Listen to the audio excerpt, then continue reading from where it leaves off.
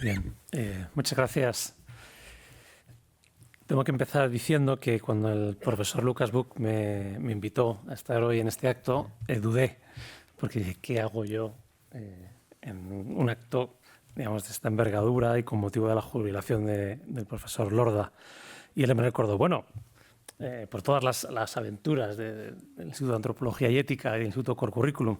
Y dije, pues efectivamente, ¿no? Es tanto lo que don Juan Luis ha hecho en su docencia, con distintos proyectos, cosas que hemos podido hacer juntos, que no podía negarme. Y aquí estoy. Y lo segundo que sucedió es que me pidió un título. Me lo volvió a pedir. Y entonces dije, pues voy a dar un título. Y el título es el que aparece en el programa, que es La Universidad, Casa del Saber y Lugar de Amistad. Pero lo que tenía era el título, luego tenía que elaborar. O sea, a veces uno da un título de algo que ya tiene preparado, que esa es la mejor recomendación que yo he recibido, que es cuando te piden, ¿qué vas a publicar? Digo, vas a publicar algo que ya tienes escrito, no pretender hacerlo al revés porque siempre es complejo. Bueno, aquí he hecho eso, como ahora explicaré. Por lo tanto, lo que siguen son unas reflexiones hiladas por estas dos ideas, de la universidad como casa del saber y como lugar de amistad, que por lo demás son dos lugares comunes al hablar de la universidad, me parece.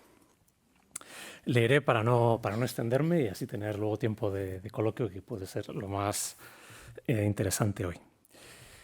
Aunque hoy es un día de celebración, de júbilo, he de empezar reconociendo que el título de esta sesión surgió de un obituario. Cuando hace unos meses me invitaron a este acto, estaba escribiendo una necrológica de Alejandro Llano. En ella procuré destacar la fecundidad de su vida universitaria, una fecundidad que prácticamente todos los aquí presentes conocemos bien. Cualquiera que haya escuchado o leído lo que el profesor Llano tenía que decir sobre la universidad en los últimos años, sabe que era muy crítico con la deriva que había tomado la educación superior. El Plan Bolonia, voy a mencionar algunos de los lugares comunes, casi de modo ya sarcástico. El Plan Bolonia, que trajo consigo, por las razones que fueran, la denigración de la lección magistral, ¿no? La pieza a batir en la docencia, la lección magistral, de la que el propio profesor Llano en realidad era un auténtico maestro.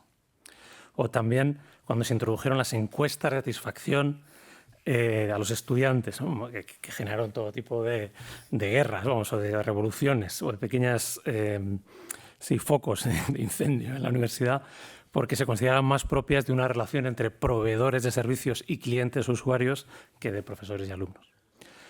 O, no puedo dejar de mencionarlo, porque lo menciona el profesor Llano, los rankings, que, y estas son palabras suyas, llevaban a enfocarse en el brillo que da el prestigio externo, ¿no? Que viene de fuera, en vez de centrarnos en la luz interior que surge de la propia institución. Podría seguir con esta ristra de problemas. Pero no cuento esto para repetir lugares comunes en los cafés entre profesores, ni para sumarme a quienes achacan todos los problemas al sistema, ¿no? Los problemas de la universidad, al sistema en el que vivimos. No me importa, por ejemplo, confesar, porque esto hay que confesarlo, que he sido evaluador de la ANECA, incluso varias veces. Y de momento no tengo conciencia de haber cooperado ni formal ni materialmente con el mal. Al contrario, esas tareas de evaluación, bien enfocadas, contribuyen a mejorar nuestro sistema universitario. Pero bien es cierto que la actual directora de la ANECA no es de humanidades, es de geografía, de ciencias sociales, pero me parece que tiene una visión muy sensata. En los últimos meses ha concedido varias entrevistas y ha reconocido que era preciso corregir el rumbo al que estaba encaminándose la investigación y la carrera académica de los profesores en España. Y eso me parece que es muy loable por su parte y que reconoce que había un problema real. Entre otras cosas, la directora de la ANECA ha señalado que el modelo actual llevaba a que hubiera cada vez, y son palabras suyas, publicaciones menos relevantes o publicaciones poco relevantes, sobre todo en el ámbito de ciencias, donde en vez de esperar a tener un estudio grande, como hay que publicar rápido y ya, pues se troceaba todo y se iba sacando, porque esas eran las exigencias del sistema, ¿no? Es decir, publicaciones poco relevantes sobre temas menores o parciales, porque es necesario publicar mucho y cada poco tiempo. Ella misma habla de la importancia de volver a los tiempos largos, que son los tiempos que requiere un trabajo serio y profundo. A este respecto de la ANECA, me permitirán que cuente algo anecdótico y personal, muy breve. hace unos meses, tuve que presentar la memoria de un proyecto de investigación. Y había un apartado donde pedían que justificara la novedad que supondría mi aportación al tema. Y estaba escribiéndolo, me vino una idea a la cabeza y no pude resistir a escribirla, que era, en rigor, en filosofía no hay nada nuevo. Y empecé así, diciendo, bueno, luego ya lo retocaré o ya lo cambiaré, pero no me resisto a decirlo porque es lo que me sale del corazón. En filosofía estamos volviendo siempre a las mismas fuentes, ¿no? Y además, en concreto, este proyecto era sobre Santo Tomás. Es decir, ¿qué voy a decir yo nuevo de Santo Tomás? Pues pensaba honestamente que nada, ¿no? En mala hora lo hice. Porque como era de esperar, la frase quedó ahí y en vez de reírse el evaluador, pues lo que hizo fue puntuar bastante bajo ese apartado. Pero en fin, ya creo que he aprendido para la siguiente vez, que va a ser dentro de poco.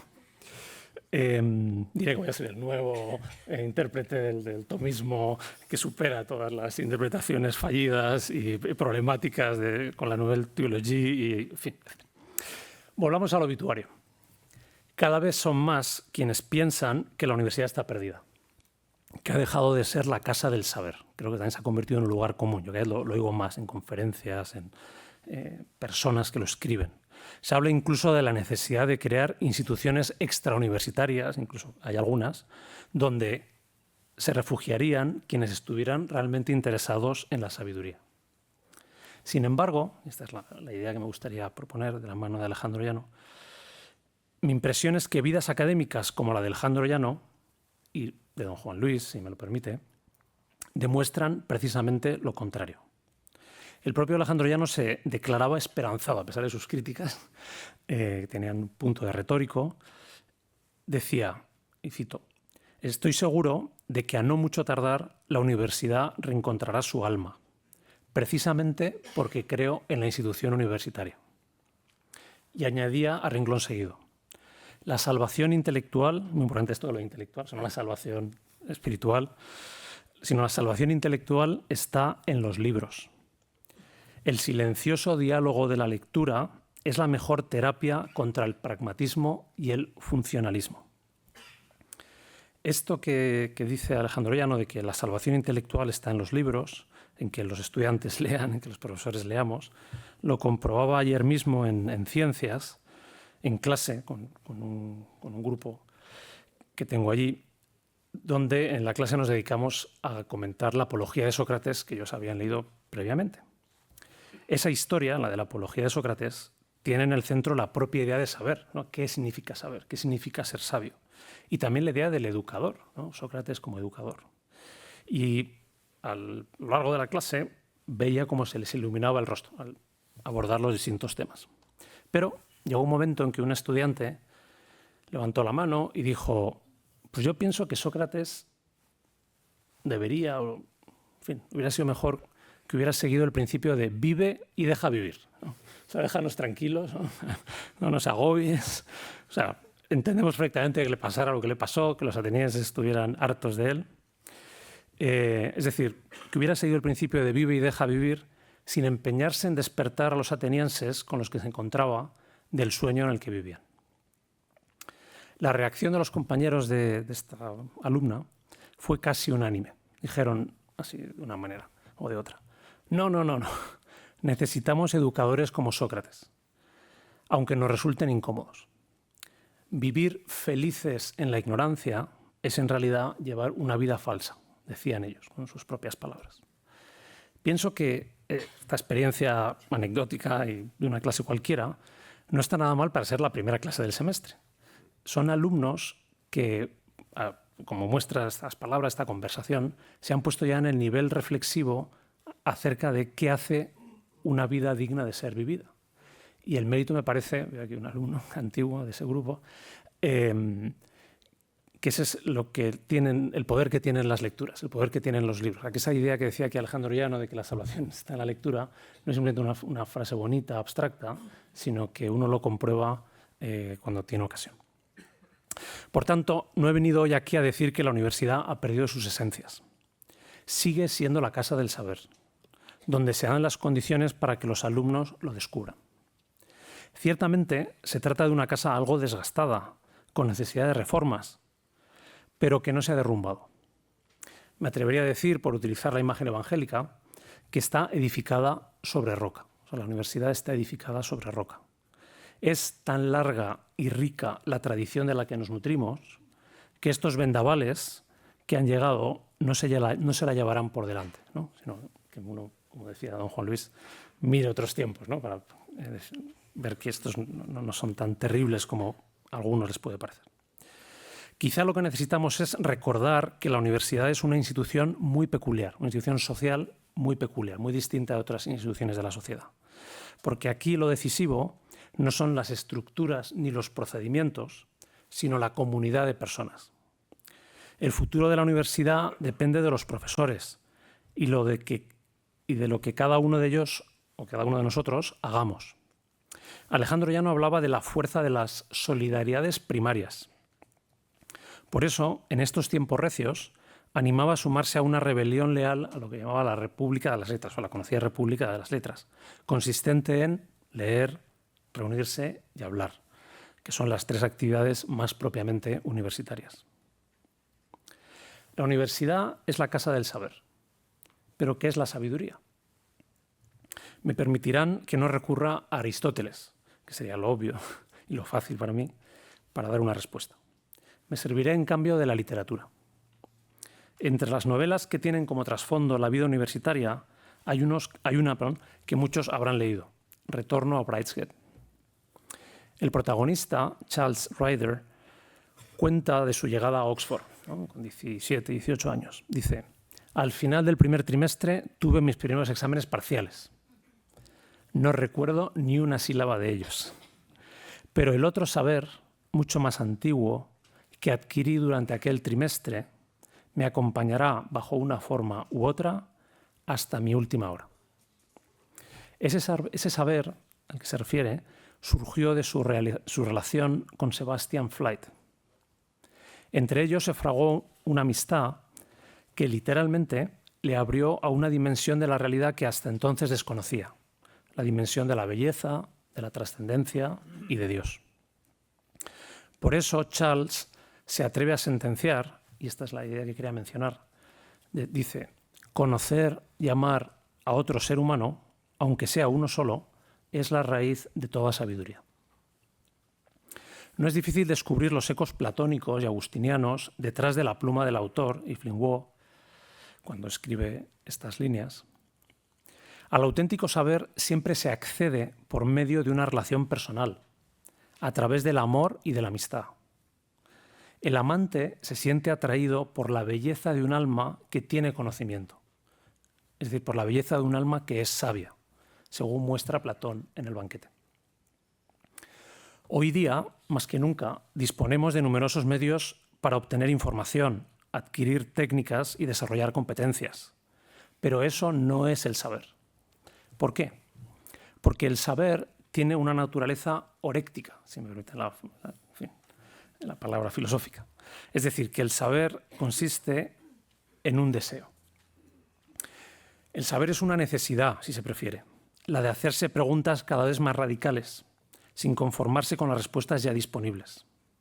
El saber nace por contagio. Surge de la pasión que descubrimos en otros, especialmente en los maestros, y que despierta en nosotros la sed de saber, de encontrar sentido a lo que hacemos, en nuestra vida, en la profesión, en la sociedad. Por mucho que mejore ChatGPT, había que mencionarlo, ¿no? Y no dudo que lo hará, o sea, va a mejorar infinitamente. Pero y esto es muy de filósofos, lo que jamás podrá hacer, está dispuesto a morir como Sócrates, hace falta defendiendo esta idea, lo que jamás podrá hacer ChatGPT es despertar o avivar el deseo en una persona y por lo tanto jamás podrá educar en este sentido. Todo esto se aplica también a la forma más alta de saber, que es la teológica. En un capítulo de su libro, Avanzar en Teología, el profesor Lorda se refiere a las consecuencias del cristocentrismo para el modo de aprender o de acercarse a la verdad.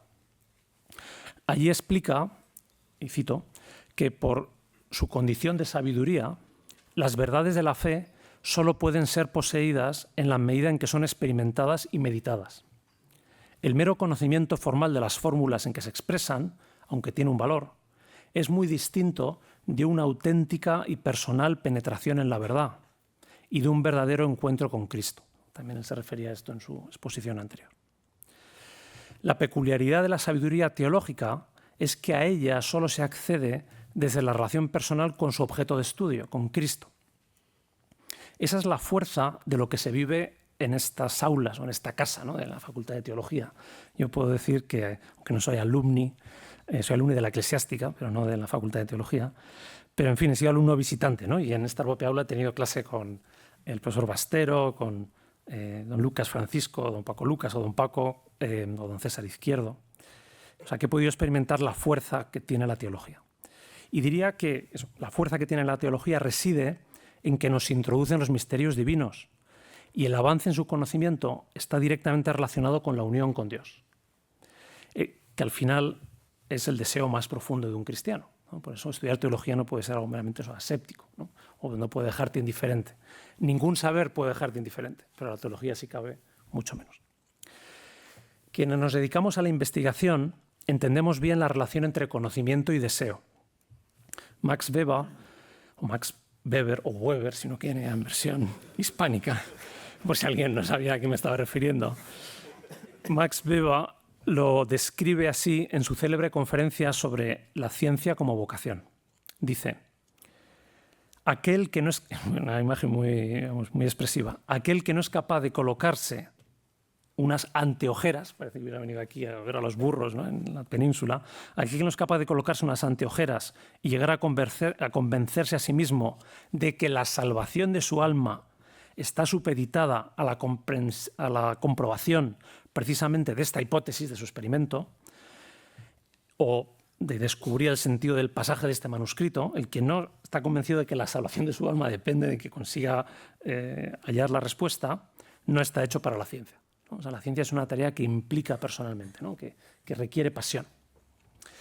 Weber se refiere aquí a la necesidad de poner el alma en la tarea científica, porque lo que está en juego cuando se investiga no es publicar un artículo solo, obtener una beca del ministerio, tampoco, sino que lo que está en juego es nuestra propia vida. Una vida que en el caso de los académicos tiene en su centro el desarrollo del conocimiento. Entre nuestros contemporáneos diría que Zena Hitz, autora de Pensativos, los placeres ocultos de la vida intelectual, es quien más, y quizá incluso mejor, ha reivindicado el sentido que tiene dedicar una vida al saber, en concreto al estudio y la educación. Es decir, que eso puede ser suficiente para colmar el corazón de una persona, ¿no?, dedicarse al saber. La pregunta es, ¿puede la búsqueda de la sabiduría dar sentido a una vida? ¿Puede hacerla valiosa? Es una pregunta que remite a Aristóteles, y así la contemplación es el fin supremo de la vida. La respuesta es afirmativa, y ahorro la argumentación. Sobre todo si, como se ha indicado, como he tratado de indicar aquí, el cultivo del saber no se entiende de un modo reductivo, como la mera colección o recolección de conocimientos, sino como una actividad que tiene como presupuesto la relación amistosa con los demás. Ser universitario es una forma de vida, la que hemos elegido, no todos, pero casi todos los que estamos aquí. No es una profesión más. En ese trabajo nos implicamos personalmente de una manera poco común en otros trabajos. Quizá por lo que he tratado de indicar, aunque los que estamos aquí no lo formulemos todos de la misma manera, creo que sí que nos damos cuenta de que el saber se transmite personalmente, en relaciones de amistad. Podríamos discutir si un profesor puede ser amigo de sus estudiantes. Pienso que sí, es casi indudable, con una peculiar forma de amistad, porque hay muchas formas de amistad. Pero eso ahora podemos dejarlo al margen. Lo que parece claro es que la amistad, y voy hacia el final, lo que parece claro es que la vida universitaria, que tiene que ver con la amistad, la vida universitaria se nutre de las relaciones amistosas entre los profesores, que también hay de distintos tipos. No es lo mismo la relación entre un maestro y sus discípulos que entre dos colegas de la misma edad. La universidad es un lugar de amistad especialmente para nosotros, los académicos. Si el alimento de la amistad es la conversación, algo que ya formuló Aristóteles, me resulta difícil imaginar otro lugar en el universo, otro lugar en el cosmos, donde sea posible mantener diálogos más enriquecedores que en un sitio como este. sobre lo divino y sobre lo humano. A la vez, todos sabemos lo difícil que es hacer crecer y mantener una amistad. En otra bella novela de ambiente universitario, En lugar seguro, del escritor norteamericano Wallace Stegner, donde habla de 2 matrimonios de profesores, se presenta como rasgo de la auténtica amistad lo siguiente, muy curioso, que es: uno sabe que el otro es un amigo si puede tener la seguridad de que nunca va a sentir envidia de él, y viceversa. Envidia, en el caso académico, sería de tus acreditaciones, o de tu popularidad entre los alumnos, o de tus éxitos en general. Aquí, en la sala, hay muchas personas que se dedican a oír confesiones sacramentales. No, la verdad es que nunca les he preguntado así en general, pero no me sorprendería que entre los académicos el pecado capital sea precisamente ese, la envidia. Tampoco hay nada de qué sorprenderse, así es la naturaleza humana. Pero también somos conscientes de que la fecundidad de la universidad depende de la generosidad, ¿no? Como el antídoto de la envidia, de la generosidad, del desinterés con el que realizamos nuestro trabajo y de la capacidad de sacrificarse, de no andar siempre pidiendo que nos reconozcan lo que hacemos o lo mucho que valemos. Veía el otro día el vídeo que se hizo con motivo del 50 aniversario de esta facultad. Y ahí se repetía esa idea que es tan propia de la Universidad de Navarra y de tantas otras buenas instituciones educativas. Se decía: la actitud de servicio, la disponibilidad para anteponer las necesidades del conjunto a las propias es lo que explica, pues, el desarrollo de una institución, en este caso como la Facultad de Teología. Yo aquí añadiría, siempre dentro de lo razonable, ¿no? O sea, no se trata de que uno quede subsumido en el sistema o nada parecido. Es una herencia, lo señalaba en su presentación el profesor Buch, que hemos recibido y que yo y mis colegas y muchos todavía hemos experimentado de los de la maleta, como se dice en nuestro tiempo, ¿no? Los que vinieron con la maleta. Lo dejé por escrito en el libro que se publicó con motivo del 25 aniversario del Instituto Core Curriculum. Y lo menciono ahora por lo que he dicho antes, que creo que estoy aquí por mi relación, o mejor dicho, por la relación de don Juan Luis con el instituto y conmigo también en algunos proyectos. Lo que escribí allí es que he tenido la fortuna de conocer a decenas de profesores dispuestos a ir un paso más allá de lo estrictamente obligatorio, a dedicar su tiempo a tareas que no les serán reconocidas. En mi conciencia, y esto está aquí sí que pesa mi conciencia, pesa haber tenido que pedírselo con frecuencia desde el instituto. Por eso guardo como un tesoro en mi corazón el ejemplo de esa generosidad tan fecunda. Creo que no sorprenderé a nadie si digo que don Juan Luis nunca ha dicho que no a lo que se le ha pedido desde el instituto hasta donde yo sé. Es más, cada año nos venía con propuestas de asignaturas nuevas. Y de hecho, cada 2 o 3 años había que cambiar su asignatura. Pues de Fe y Razón en Juan Pablo II, en Benedicto XVI, a protagonistas de la Biblia y luego a lo que fuera. Cualquiera que le conozca sabe que siempre necesita nuevos retos. Como buen universitario, no se acomoda. Si la universidad es la casa del saber, estaría incompleta sin la teología. Según escribe San Agustín en las Confesiones, se pregunta: ¿y qué es el hombre, cualquier hombre, si no es más que hombre? Repito, parece un trabalenguas. ¿Y qué es el hombre, cualquier hombre, si no es más que hombre? Nuestros alumnos tienen la suerte de descubrirlo, que el hombre es más que hombre, de descubrirlo en las aulas, de no irse de aquí como Charles Ryder si no hubiera conocido a Sebastián. Es decir, tienen la suerte de no irse de aquí viendo la realidad solo en 2 dimensiones, sin la dimensión de la trascendencia, de la religión. Además, lo aprenden de profesores sabios, que según explica el profesor Lorda en su libro sobre la vida intelectual en la universidad, han conseguido hacer una síntesis, un término que a él le gusta y que, bueno, que creo que refleja también su propio trabajo intelectual. Para él, para el profesor Lorda, el resultado concreto de una vida dedicada al saber es la capacidad de elaborar una síntesis. Y le cito: la tarea de cada profesor es lograr la síntesis de su materia. Las síntesis no se producen por sí solas, acumulando libros en las bibliotecas, sino ordenando conocimientos en la mente, en una mente. A cada profesor, después de años de preparación, le toca extender y equilibrar la síntesis, integrar lo nuevo en lo antiguo y juzgarlo todo con su conocimiento del alma humana. Los saberes viven en las mentes de sus profesores, cuando dominan sus materias. Entonces se convierten en voces autorizadas. Hasta aquí la cita. Don Juan Luis es ciertamente una voz autorizada, pero sobre todo me parece que es el maestro de la síntesis. Si algún día llega a ser un padre de la Iglesia, me llamarán el maestro de la síntesis. Hasta aquí llegan mis reflexiones. Cuando concedieron la medalla de oro de la universidad a Alejandro Llano, dijo que aquí, en esta universidad, había rozado con la punta de los dedos eso que se atrevía a llamar felicidad. No sé qué pensará don Juan Luis, pero conociendo su pasión docente en las aulas, la dedicación generosa a tantas personas y la alegría que se respira en el Colegio Mayor Albáizar, que tengo ocasión de visitar, tienen hasta un piano en el comedor y lo tocan, o sea, al acabar la comida o al empezar la comida o en el postre. Viendo todo eso, yo me atrevo a decir que aquí ha sido feliz. Y para cerrar mi intervención, me permito darle un consejo, tomado también de Sebastian Flight, que no es un padre de la Iglesia, pero que de la mano de su autor Yves Linguaux dice algo me parece muy apropiado. En un momento dado de gran felicidad, debajo de un árbol, tomando fresas y champán, le dice Sebastian a su amigo Charles: me gustaría enterrar un objeto precioso en cada lugar donde haya sido feliz.